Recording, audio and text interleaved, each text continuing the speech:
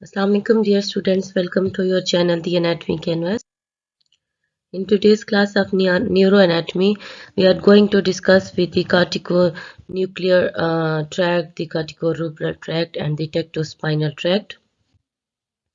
So corticobulbar tract, first of all, composed of the upper motor neurons of the cranial nerve 3rd, 4, 5, 6, 7, 9, 10 and 11. So these are the cranial nerve nuclei which are involved in the corticonuclear or corticobulbar tract. Origin of the fibers in the motor cortex, that is the primary motor area number 4, Brodmann's area 4.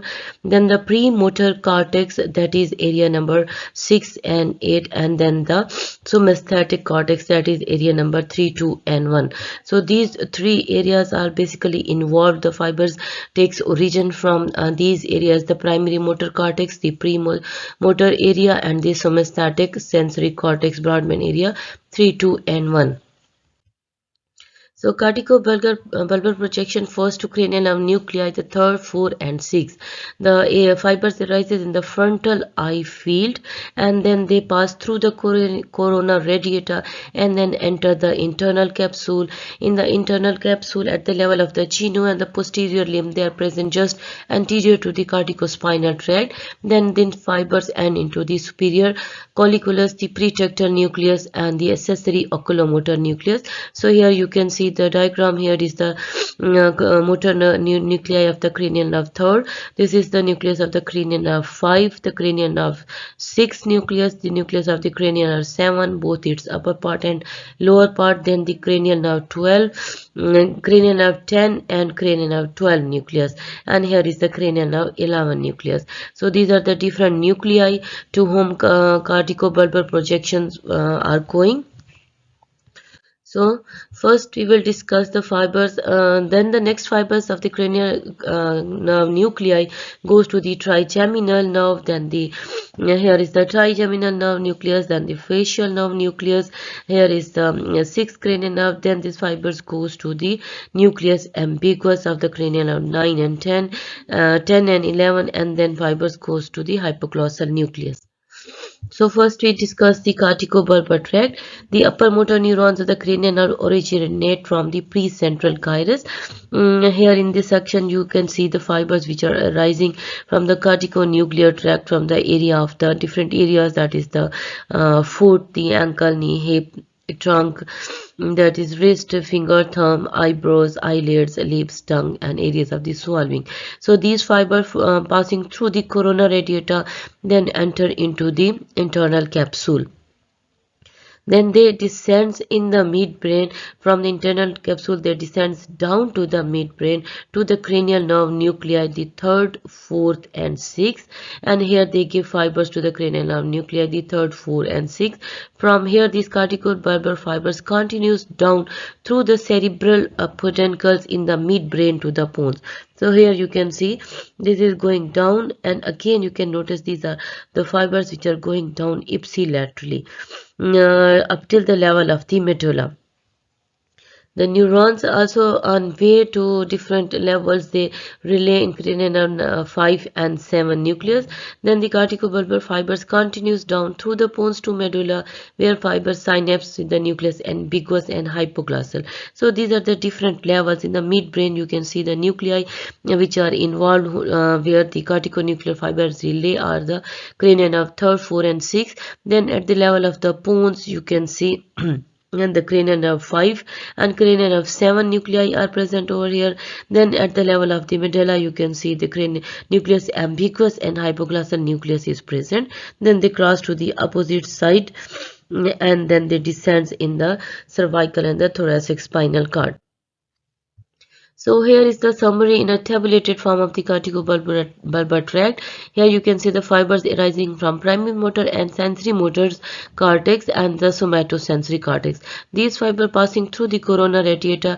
Then in the internal capsule at the level of the genu, they are present posteriorly in the posterior limb just anterior to corticospinal fibers. Then in the posterior half of the internal capsule, again they are present just anterior to corticospinal tract. These fibers then go to three different areas. First to the cranial motor nerve nucleus, the upper motor neuron, relay over here and lower motor neuron arises, and then they control the voluntary movements of the cranial muscles. Then the fibers upper motor neuron goes to the brainstem reticular formation. The synapse over here, the interneurons are present, and then these fibers goes to the cranial motor nerve nuclei and control the voluntary movements of the cranial muscles. Similarly, from the somatosensory neuron fibers goes to sensory relay nuclei. Here the synapse. Second under goes to areas where they control the reflex activity. So this was the corticobulbar tract in a tabulated form. And in this diagram also you can see the fibers of the corticobulbar tract or corticonuclear fibers arising from the primary motor, the premotor and the somatic sensory area, passing through the corona radiata, the internal capsule, and then at the level of the midbrain, then at the level of the superior colliculus fibers then goes down into the pons, and then caudal part of the pons into the upper part of the medulla, and then to the lower part of the medulla to the spinal cord.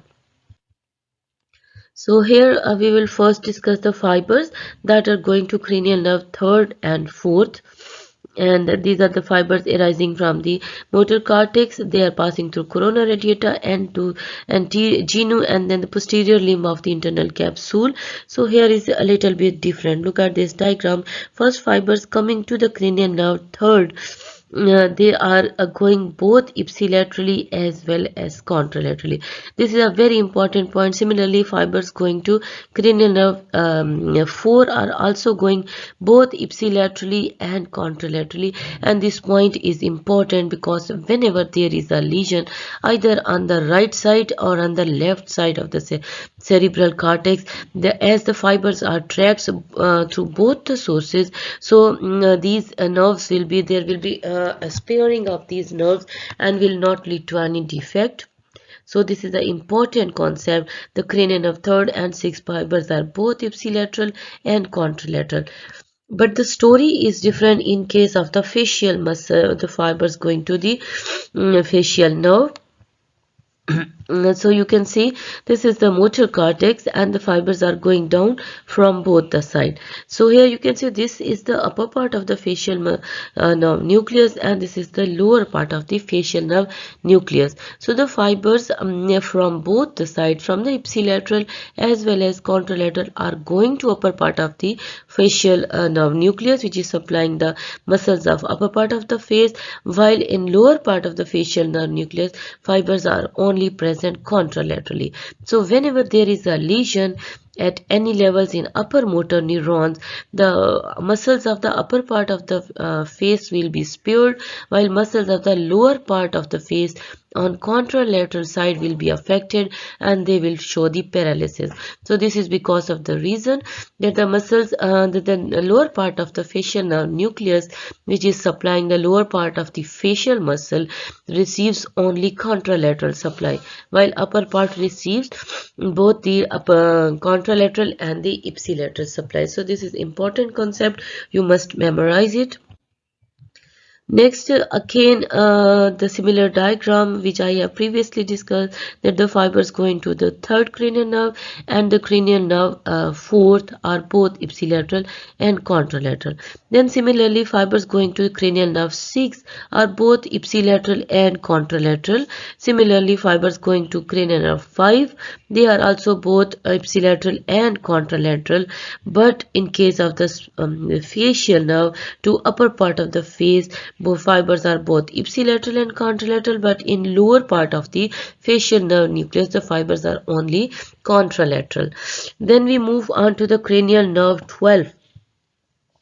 These fibers are both ipsilateral and contralateral, and in case of the cranial nerve 9, 10 and 11, fibers are also ipsilateral and contralateral. But here another important point you have to remember, that the fibers going to genioglossus muscle are only supplied by the contralateral muscles. So this is again the pathway. The fiber is rising the motor cortex, passing through corona radiata, through internal capsule, through the level of the midbrain, then the pons, and then the medulla. So now we move on to the corticotectal fibers. The corticotectal fibers basically arise in visual association area, that is the Brodmann area number 18 and 19. So these are the areas over here, and on medial side you can see these are the area 18 and 19. These areas are called visual association areas. Fibers terminate on cranial nerve third accessory nucleus and deep layers of the superior colliculus. They give rise to fibers that join the medial longitudinal fasciculus to terminate in cranial nerve third, 4 and 6 nucleus, and then they descend in anterior funiculus to terminate in anterior of the spinal cord at cervical and upper thoracic level. So please remember, as these fibers are arising from visual association areas, and these fibers are supplying the nuclei of cranial nerve third, 4 and 6 in combination to they are joining the medial longitudinal fasciculus, so they are very important to mediate the reflex movements of the eyes. Then the corticotectal fibers, again origin is visual area, Brodmann area 18 and 19. Similarly, same thing, they terminate in cranial third and sixth, and these fibers then descend in anterior funiculus to terminate in anterior horn of the spinal cord. So this is an important concept. The fibers which are going to terminate in cranial third, fourth and sixth, after supplying these areas, then these four fibers are going downward in the medulla, through the medulla to the spinal cord, up to the level of the cervical and upper thoracic areas. And here their second order neurons are located in the